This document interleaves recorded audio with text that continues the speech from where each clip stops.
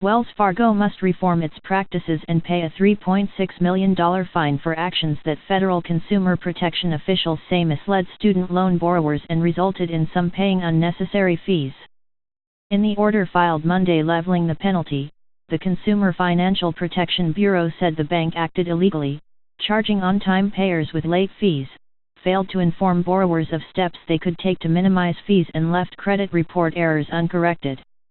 Wells Fargo hit borrowers with illegal fees and deprived others of critical information needed to effectively manage their student loan accounts, Bureau Director Richard Cordray said in a statement.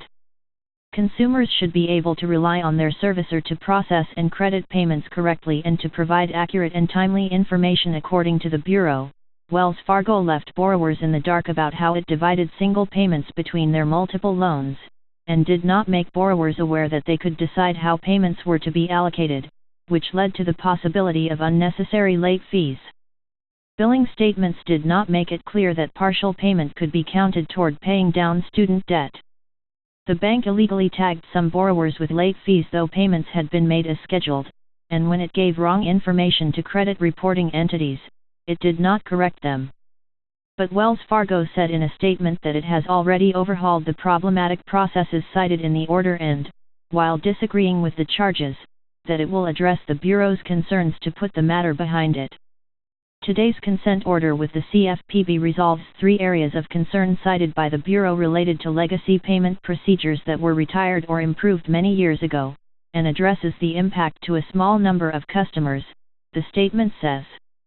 According to the order, Wells Fargo must pay at least $410,000 to reimburse borrowers for wrongfully charged late fees.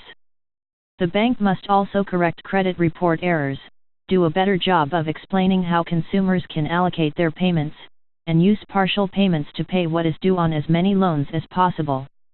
The actions taken against Wells Fargo are designed to put a dent in the more than $110 billion in student loans that are in default, the Bureau says. Private loans, like those provided by Wells Fargo, are roughly $100 billion of all outstanding student loan debt, and the Bureau says that many of those consumers have also borrowed from the federal government to pay for schooling.